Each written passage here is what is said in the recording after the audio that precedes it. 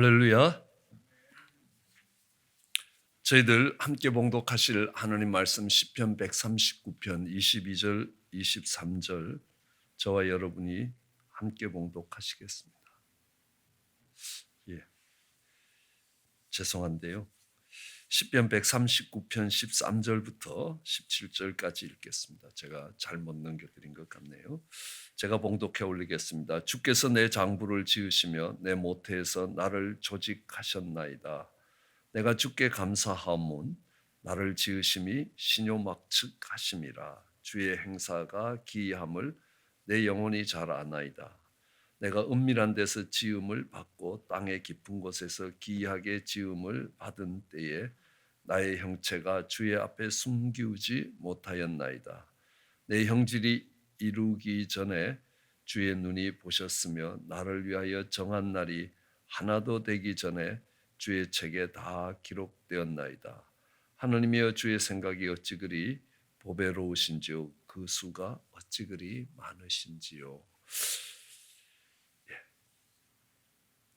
우리는 지금 리더십에서 리더가 따라오는 사람들을 이해해야 된다라는 것들을 배워가고 있습니다. 그것이 남자와 여자가 다르다는 겁니다. 우리가 남자와 여자가 다르다는 것은 그 속에서 어떻게 하나를 만들어 가야 되느냐라는 것들을 배울 수 있습니다. 우리는 지난 시간에는 동양과 서양이 다르다는 겁니다. 생각하는 방식들이 달라진다는 겁니다. 생김새만 다른 정도가 아니라 생각하는 방식도 달라지고, 다르게 이야기하면 유전인자들도 달라진다는 겁니다. 그런데 우리는 무엇을 생각할 수 있냐면 분명히 이들이 이 노아의 홍수 이후에 흩어질 때는 같은 형제들이었다는 겁니다. 그런데 지금은 전혀 다른 모습으로 바뀌었다라는 것들을 알 수 있습니다. 그럼 왜 바뀌었겠느냐라는 겁니다. 그들이 흩어져서 살아가는 땅이 달랐다는 겁니다. 그들이 어떤 땅에 사느냐라는 것들에 따라서 생김새까지도 달라진다는 겁니다. 저희 이모부님은 아프리카에서 외교관으로 오랫동안 계셨습니다. 아프리카를 돌면서요. 그래서 귀국하시는 이모님을 뵈러 김포공항에 갔는데 우리 조카가 내리는데 보니까요, 토인인 줄 알았습니다. 아프리카 사람을 입양해서 온 줄 알았습니다. 그런데 십수년을 살면서 모양이 바뀌더라는 겁니다. 언어가 달라지고 먹는 게 달라지고 살아가는 환경이 달라지니까 점점 이제 한국 사람 닮아가더라는 겁니다. 참 신기했습니다. 그때는요. 왜 다를까라는 겁니다. 우리는 이 땅이 갖고 있는 여러 특성들을 보시면 알 수 있습니다. 땅은 온도가 다릅니다. 적도대에는 굉장히 더운 곳이라면 이 북극에 가까울수록 점점 추운 지방이 됩니다. 그럼 더운 지방 사람들은요, 많은 과일들이 언제든지 있으니까 별로 저축을 안 해도 생존의 위협을 받지 않습니다. 그러나 추운 지방에 있는 사람들은 저축이 없다는 것은 곧바로 겨울에 죽는다는 겁니다. 그 겨울을 통과할 수가 없게 됩니다. 그러므로 세계 문명은 이 나름대로 겨울이 있는 그런 곳에서 일어났다라고 이야기하기도 합니다. 어쨌든 온도가 다르다는 겁니다. 그러므로 추운 지방으로 간 사람들과 더운 지방으로 간 사람의 모습이 점점 바뀌기 시작합니다. 어떻게 바뀌기 시작하냐면 더운 지방에 있는 사람들은 열의 발산을 줄여야 되는 겁니다. 그러니까 이 많은 면적으로 열을 받으면 몸이 견디질 못하니까 이 적도지대로 갈수록 점점 사람이 작아지는 겁니다. 피그미족 같이 난장이처럼 작아지는 족속들도 있더라는 겁니다. 거기에 비해서 북쪽으로 가면 갈수록 북방 계열로 가면 갈수록 추위가 오기 때문에 그 추위를 지나가기 위해서 이 연료들을 저장을 해야 됩니다, 몸에. 그렇기 때문에 저장할 공간을 키우기 위해서 북방 계열의 사람들은 점점 키가 커지기 시작하는 겁니다. 그래서 남방 계열과 북방 계열이 완전히 달라지는 것들을 보게 됩니다. 우리가 일본 사람들을 이렇게 낮추어서 부를 때 외놈들 이렇게 얘기합니다. 그 외자가 왜소하다, 작다라는 뜻이라는 겁니다. 왜냐하면 그 일본을 점령하고 살아갔던 사람들이 남방 계열이었다는 겁니다. 그 일본 속에서 키가 크고 이런 사람들은 다 북방에서 내려간 사람들입니다. 그러니까 중국이나 이런 북방에서 한국을 통과하든지 안 하든지 해서 일본에 도착했던 사람들이 북방 계열이라는 겁니다. 이거는 그 온도가 사람을 어떻게 바꾸느냐는 겁니다. 예, 습도다라는 겁니다. 사막에 사는 사람과 큰 강가에 사는 사람들의 삶이 달라진다는 겁니다. 바닷가에 사는 사람들과 이 내륙에 사는 사람들의 삶이 다르다는 겁니다. 그리고 산도도 다릅니다. 알칼리와 산이 어떻게 되느냐. pH가 7.2를 유지해야 되는데 pH 7.2를 유지하지 못했을 때 몸에 어떤 변화들이 일어나는가라는 것들을 알 수 있습니다. 그리고 염도도 그렇습니다. 짜게 먹는 사람들과 그렇지 않는 사람들입니다. 왜냐하면 우리나라도 이 남쪽으로 가면 갈수록 음식들이 짜지기 시작합니다. 왜냐하면요, 일찍 부패하기 때문에 그렇습니다. 북쪽으로 올라가면 올라갈수록 음식들이 굉장히 싱겁습니다. 왜냐하면 그냥 냅둬도 쉽게 상하지 않기 때문에 이 음식이 상하기 전까지 다 먹을 수 있기 때문에 그렇습니다. 여러분, 이 유럽의 전쟁은 거의 향신료 전쟁이라고 이야기합니다. 이 미 대륙을 발견한 것도 스페인이나 포르투갈이 이 중동, 그러니까 중동 국가의 모슬렘 식민지가 되었을 때는 이 향신료가 인도에서 오는 향신료가 이 스페인이나 포르투갈까지 오는데 어렵지 않았습니다. 그러나 이 오스만 터키 제국이 망하면서 다 독립을 하기 시작하니까 나라를 지나올 때마다 관세를 내야 되는 겁니다. 그러니까 그쪽에 있는 스페인이나 포르투갈은 인도의 향신료를 구할 수 없습니다. 인도의 향신료를 구하지 못한다는 것은 음식의 보존 연한이 짧아진다는 겁니다. 그러므로 이게 굉장히 어려워집니다. 한국 사람들이 지혜로운 것은요, 김치를 담는다든지 이런 것들을 통해서 음식을 굉장히 장기적으로 보존할 수 있다는 겁니다. 신선한 채로 생 과일을 그대로 생 야채를 그대로 발효시킨 것이 많지 않습니다. 그런데 그렇게 함으로 인하여 음식을 보존할 수 있었다는 겁니다. 그러므로 그들의 식생활이 다르고 삶이 다 달라진다라는 것들을 알 수 있습니다. 우리 중국에서 오신 송 목사님은 늘 이야기합니다. 하나님이 중국을 많이 사랑하시나 보다고. 왜냐하면 중국 사람들 많이 만들어 놓으셨다는 겁니다.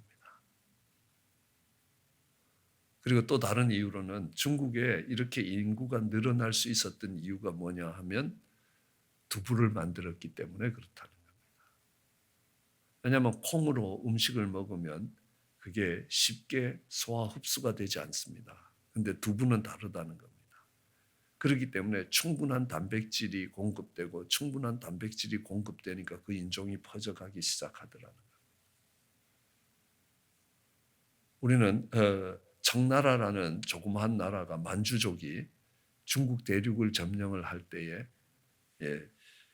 가장 청나라가 중국 대륙을 점령할 수 있었던 이유는 뭐냐면 청국장 때문에 그렇다는 겁니다.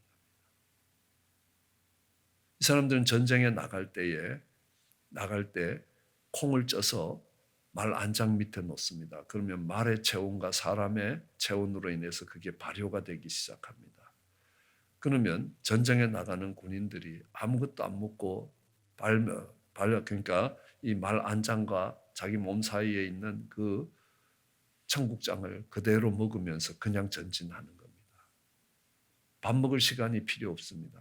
말 타고 가면서 소화도 잘 되면서 모든 영양소가 다 공급되면서 그들이 힘을 갖고 전쟁에 이길 수 있습니다. 알렉산더는 이렇게 이야기합니다. 세계를 제패하기 위해서는 반드시 이집트를 그 땅에 복속시켜야 된다. 어떤 대가를 지불하더라도 이집트를 집어넣어야 세계를 제패할 수 있다고 생각했습니다. 왜냐하면 이집트라는 곳은 이 나일강이 흐르고 있습니다.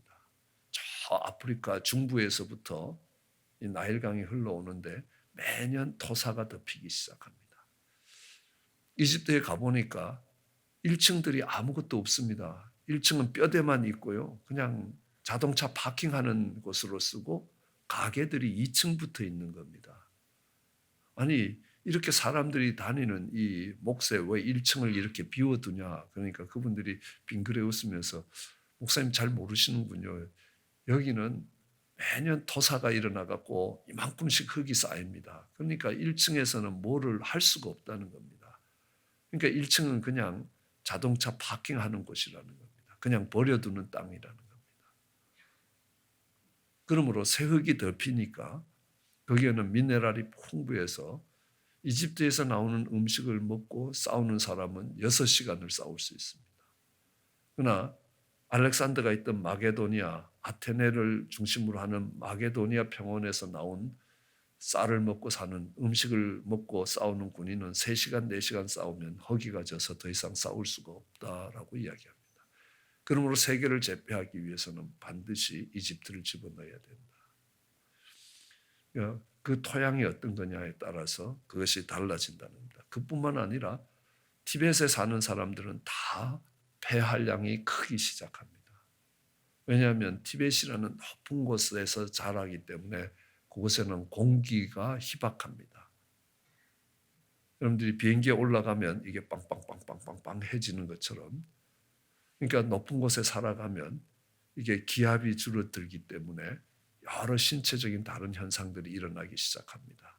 압력으로 좁아진 혈관들이 펴지기 시작하는 겁니다. 늘어나기 시작합니다. 그런 이 산소에 따라서 달나라에 사람이 가면 우주복을 입지 않으면 터져 죽습니다.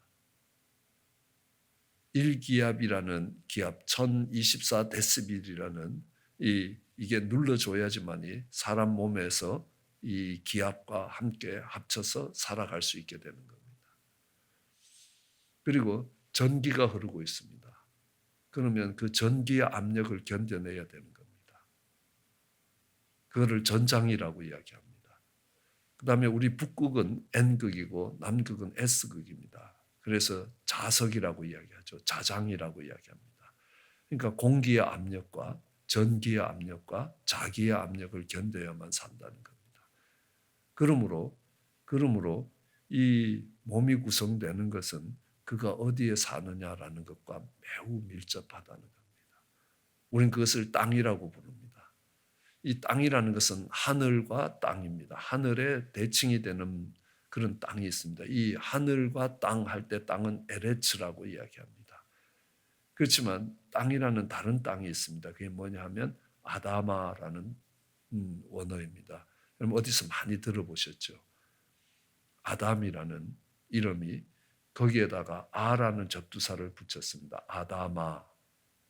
그래서 이 아다마라는 것은 그 사람들의 생활 방식과 삶의 방식을 결정하는 땅이라는 겁니다. 내 이름으로 일컫는 내 백성이 그 악한 길 떠나 스스로 겸비하여 기도하여 내 얼굴을 구하면 내가 하늘에서 듣고 그 죄를 사하고 그 땅을 고칠 것이다. 이때 이 땅은 하늘에 대칭되는 공간을 이야기하지 않습니다. 하나님이 땅을 고친다는 것은 무슨 말인가? 여러분 북극에 살아가는 사람과 적도에 살아가는 사람이 살아가는 방식이 다르다는 겁니다. 산에 사는 사람들과 바닷가에 사는 사람들이 사는 방식이 다르다는 것들을 알 수 있습니다. 그러므로 이 땅을 고친다는 것은 way of life, 살아가는 방식, way of thinking, 이 생각하는 방식과 사고하는 방식을 결정하는 것이 땅이 결정한다는 겁니다. 그러면 하나님도 이집트 땅에서 이스라엘 백성들을 광야라는 땅으로 불러내서 광야에서 40년을 지나가게 하신 후에 가나안이라는 땅에 집어넣으십니다. 그렇죠? 근데 이집트의 땅을 뭐라고 이야기합니까? 종살이하는 땅이라는 거예요. 예, 출애굽기 20장에 보면 십계명이 나오는데 십계명 서문에 너희가 종살이하던 땅이라 이집트 땅에서 종살이했다고 이야기합니다. 이집트라는 정권과 이집트 사람들에게 종살이한 것이 아니라 이스라엘 백성들이 종살이한 것은 이집트 땅에서 종살이했다. 그 땅은 어떤 땅이냐 하면 나일강이 흐르는 땅이기 때문에 아무리 비가 안 내려도 물이 마르지 않는 땅입니다. 그러니까 비가 내리지 않는 흉년이 되면 아브라함도 그렇고 이삭도 그렇고 다들 애굽으로 몰려갑니다. 왜요? 거기 가면 농사 지을 수 있으니까요. 굶어 죽지 않을 수 있다라고 합니다.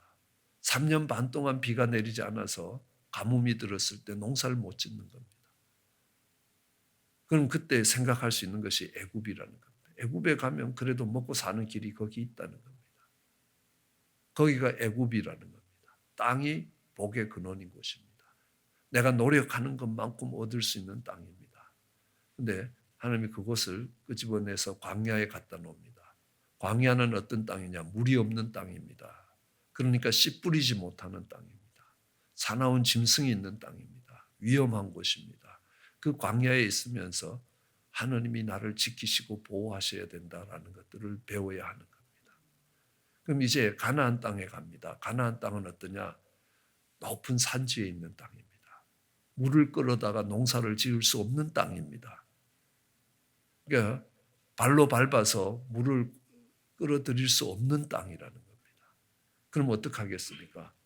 정말 농사를 짓고 하늘을 쳐다봐야 되는 겁니다. 하늘에서 비를 주셔야 되는 겁니다. 왜요? 저 밑에 가서 요단강 물을 끌어올릴 수 없기 때문에 그렇습니다. 그러나 때를 맞춰서 이른 비와 늦은 비가 내려주면 그 땅은 아주 비옥한 땅입니다. 그러기에 그들이 살아가는 삶의 방식이 다르다는 겁니다. 세상 사람들이 살아가는 방식이 애굽식 방식이라면 하나님 백성들이 살아가야 되는 방식이 가나안입니다. 그렇기 때문에 가나안은 축복의 땅이라는 겁니다. 그 가나안 땅에 살아가기 위해서 그들은 훈련의 땅을 지나가야 합니다. 그게 광야라는 겁니다.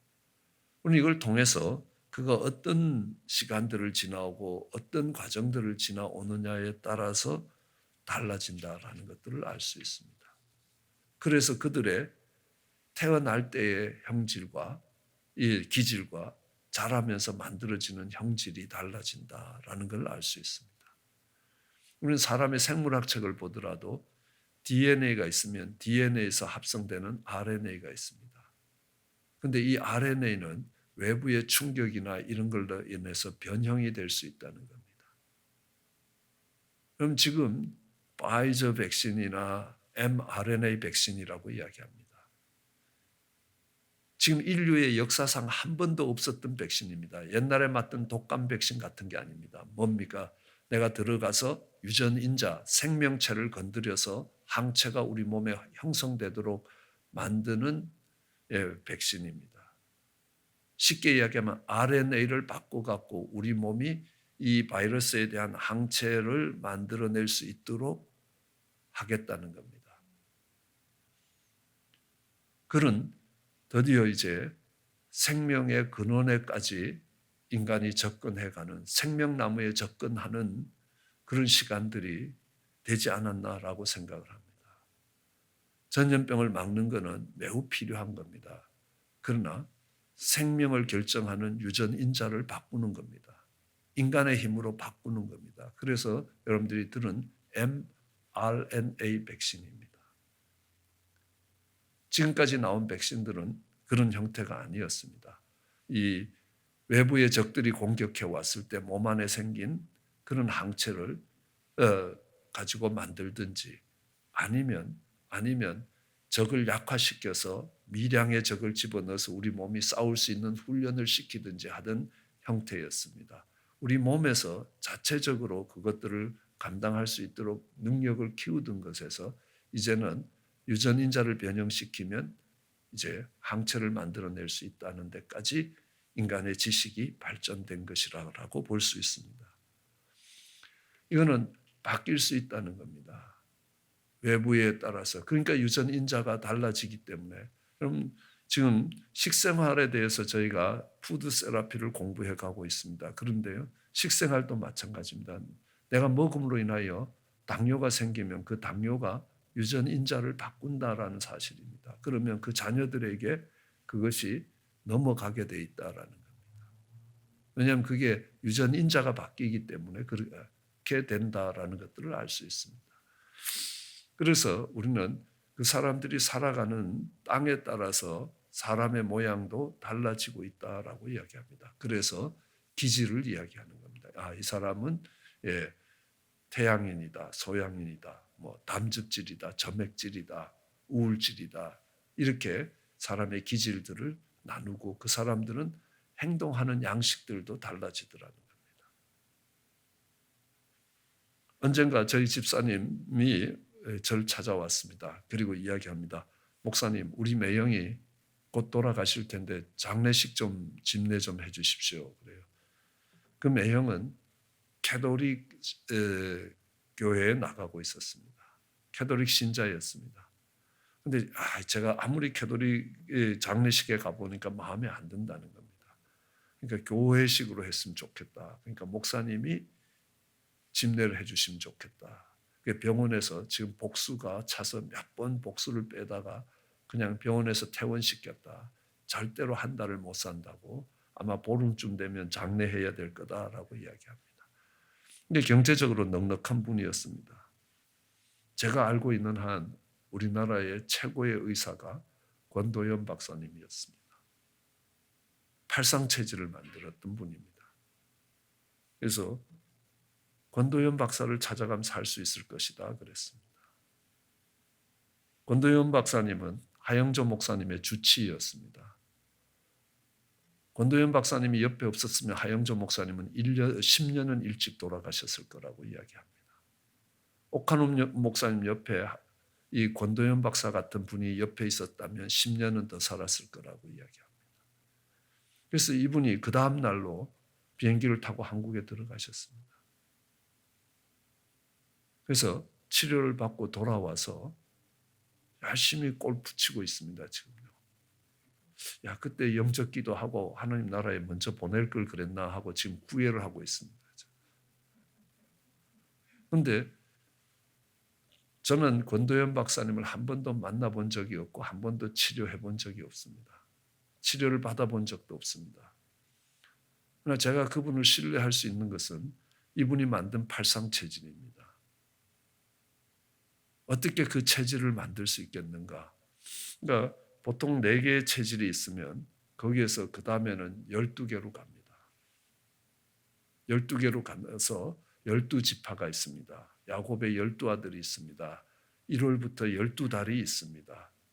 미국 사람들도 이 사람의 타입을 나눌 때 12별이 있습니다. 12보석이 있습니다. 그럼 이스라엘 백성들의 12지파가 태어날 때에 루벤, 이렇게 시몬, 레위, 유다 이렇게 쭉 태어날 때 이 사람들이 태어나는 배경이 어떻게 되는가? 그 이름의 뜻이 어떤가? 그리고 창세기 49장 끝에 가보면 이 야곱이 12아들을 축복하는 모습이 있습니다. 그리고 신명기 끝에 가보면 모세가 12지파를 축복하는 모습이 있습니다. 그리고 제사장의 흉패에는 12개의 보석에 그 각 지파의 이름이 쓰여져 있습니다. 그 보석이 갖고 있는 특성이 있습니다. 그리고 이스라엘 백성들이 약속의 땅에 들어갔을 때 그들이 얻게 된 땅이 있습니다. 예를 들어서 유다의 땅을 보면요. 유다는 땅을 가장 먼저 분배받았습니다. 요셉은 2몫의 땅을 분배받습니다. 왜냐하면 에브라임과 므낫세의 땅이 각각 2 아들이 각각 한 몫을 받았기 때문에 요셉으로 보면 요셉의 집안으로 보면 2 몫을 받은 겁니다. 그러면 육신으로는 요셉이 장자의 명분을 갖고 있는 겁니다. 그렇지만 약속의 땅에서 가장 먼저 땅을 분배받은 유다는 가장 앞장서 있는 리더라고 이야기합니다. 그뿐만 아니라 유다가 받았던 땅은 이 이스라엘 땅의 3분의 1이나 되는 겁니다. 야, 많은 땅을 받아서 좋겠다 아니라는 겁니다. 유다가 받은 땅은 거의 황무지라는 겁니다. 해야 될 일이 많다는 겁니다. 감당해야 될 사명이 많다는 겁니다. 유다가 분배받은 땅은 이스라엘이 이 이집트와 갖고 있는 경계선까지 내려갑니다. 그 주변에 다 적이라는 겁니다. 그러니까 그 땅을 적으로 둘러싸인 땅이라는 겁니다. 그것을 지켜내야 되는, 유다가 무너지면 이스라엘이 무너지는 것이라는 겁니다. 그러니까 우리는 여호수아서를 공부하면서 이스라엘이 분배받은 땅을 봤습니다. 각 지파가 분배받은 땅의 특성이 어떤 것인가를 이 새벽 시간을 통해서 하나씩 다 살펴봤습니다. 그걸 보면서 이 지파의 이름, 그리고 야곱의 축복, 모세의 축복, 그리고 제사장의 보석의 특성, 그들이 분배받은 땅의 특성, 그리고 그 지파의 대표적인 인물들이 누구냐는 겁니다. 단 지파의 대표적인 인물은 삼손이라는 겁니다. 삼손을 생각해 보면 단 지파가 어떤 지파인지 유추해 갈 수 있다는 겁니다. 근데 이게 다 똑같다는 겁니다. 다 통일성을 갖고 12지파가 있다는 것들을 알 수 있습니다. 예수님의 12제자의 모습도 동일하다는 겁니다. 그러면 이들을 어떻게 묶어갈 것인가? 그들이 행진할 때 서는 위치가 있고 그들이 정지했을 때 배치되는 위치가 있다는 사실입니다. 그 지파의 역할과 사명이 어떤 것인가라는 것들이 달라진다는 것들을 우리는 배울 수 있습니다. 그래서 이들을 어떻게 묶어갈 것인가, 이들을 어떻게 하나로 묶어갈 것인가, 그들을 이해하지 않고 이 다르다는 걸 가지고, 철저하게 다르다는 걸 가지고 이해하지 못하면 안 된다는 겁니다. 그런데 이 네 개의 중심적인, 두 개로 달라진다면 남자와 여자로 달라집니다. 네 개로 달라지면 플러스 마이너스 플러스 마이너스로 달라진다는 겁니다. 그게 디스크가 되든 아니면 팀 라헬처럼 성령의 기질론이 되든 히포크라테스의 기질론이 되든 아니면 동양이 사용하는 태양인, 소양인, 소음인, 태음인이 되든 어떤 종류에도 4개의 분류에서부터 다시 8개로 분류가 되는 것은 플러스가 기준보다 플러스가 넘치면 병이라고 생각하는 겁니다. 기준보다 마이너스가 넘쳐도 병이라는 겁니다. 이 병의 치료가 다르다는 겁니다. 저는 어릴 때 그런 이야기를 듭니다. 사람이 정신에 이상이 생겨도 막 우리 동네에 다니는 거지는 온갖 노래를 부르면서 춤을 추면서 동네를 다니는 이상한 사람이 있었습니다. 그는 플러스가 넘쳐서 정신이 이상이 된 사람이라는 거예요. 그런데 어떤 사람은 정신이 이상이 생기면 점점 어두운 데 가서 이렇게 쪼그려 앉는 사람들이 있습니다. 그는 마이너스가 그 사람을 지배했기 때문에 생기는 병증이라는 겁니다. 4개의 기질에서부터 플러스가 많아지는 기질과 마이너스가 많아지는 기질이 있기 때문에 병증으로는 8개가 나온다는 겁니다. 그러면 환자를 치료할 때는 당연히 팔상체질로 치료를 한다는 겁니다. 그것이 사상체질과 크게 다르지 않습니다.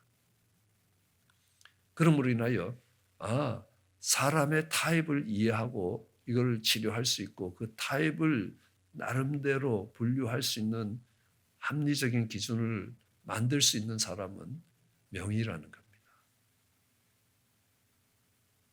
이 한국 사람들이 갖고 있는 의학적인 기술이 중국을 능가하는 이유가 거기에 있습니다. 중국은 체질을 분류하지 않습니다. 모든 사람들을 동일하게 치료를 합니다. 그런데 한국은 이재마라는 분이 이 사상체질을 만들면서 한국의 이 한의는 이 사상체질을 바탕으로 만들어져 있다는 겁니다. 기본이 뭐겠습니까? 사람이 다르다는 것들을 인정하는 겁니다. 그 다르다는 걸 인정하고 그것을 포용할 때에 얼마나 삶이 풍성해지는지 모릅니다. 만일에 다른다는 걸 포용하지 못하면 그것은 갈등의 씨앗이 될 것입니다. 그러나 교회에 다 음악만 하는 사람이나 교회에 다 미술만 하는 사람이면 교회가 할 수 있는 일이 많지 않습니다. 그러나 음악하는 사람, 미술을 하는 사람, 체육하는 사람 많이 함께 있을 때 훨씬 더 다양하고 훨씬 더 풍성해진다는 겁니다. 그렇지만 그것이 다르다는 겁니다. 가끔 이렇게 음악하시는 분들을 보면요, 이렇게 선이 터진 창자처럼 온 무대에 있는 것은 전혀 상관을 안 합니다. 소리가 얼마나 잘 전달되는가. 근데 미술하는 사람이 이렇게 보면요, 소리는 소리 둘째 문제인데 여기 정말 손 내장 터진 것처럼 이렇게 쫙 선들이 깔린 게 너무 바드가 되는 겁니다. 다르다는 겁니다. 이걸 음악적인 관점에서 보는 사람과 미술적 관점에서 보는 사람이 달라진다는 겁니다. 저는 특별히 성가대를 좋아합니다. 왜냐하면요, 전혀 다른 음의 칼라와 전혀 다른 사부로 나누어진 음을 내는데도 그것이 잘 어울려서 하나가 될 때에 찬양팀이 못 만들어내는 화성을 만듭니다. 우리는 리듬은 사람의 육체를 움직입니다. 멜로디는 사람의 마음을 움직입니다. 화성은 영을 움직인다는 겁니다. 그러니까 왜 그렇겠습니까? 그러니까 찬양팀에 잘하시는 분, 그러니까 성가대에 잘하는 분이 소리를 꽥꽥 찔러서 내지르면요, 작품 다 베리는 거 아닙니까? 그죠? 전혀 다른 사람들이 어울려서 아름다운 음을 만들어내는 겁니다. 하나의 음을 만들어내는 겁니다. 그게 영적인 아름다움이라는 겁니다. 지도자가 하는 일은 이 많은 다른 것들을 수용하면서 그 시너지 효과들이 일어나도록 이끌어가는 것입니다. 기질과 형질이 다르다는 걸 기억하면서 그들을 품어 안을 수 있을 때 좋은 지도자가 될 것입니다. 그런 은혜가 우리 모두에게 있기를 주의 이름으로 축원합니다. 기도하시겠습니다. 사랑과 은혜가 많으신 하나님, 귀하고 복된 아침 주신 것 감사합니다. 하나님, 이 땅을 살아가면서 하나님, 한국 땅에서 살던 우리를 이 미국 땅에 보내시고 이 미국 땅에서 많은 인종들이 살아가면서 다르다는 것들을, 생각하는 방식도 다르고 살아가는 방식도 다르다는 것들을 깨닫게 하시고, 하나님, 남들이 나를 이해하는 것이 아니라 내가 그들을 이해하며 포용하며 수용하며 그들의 삶이 복되고 아름답게 만들어가면서 하나님이 주시는 그 사명들을 이루어갈 수 있게 은혜를 더하여 주시기 간절히 소원합니다. 감사합니다. 예수님 이름으로 기도드렸습니다.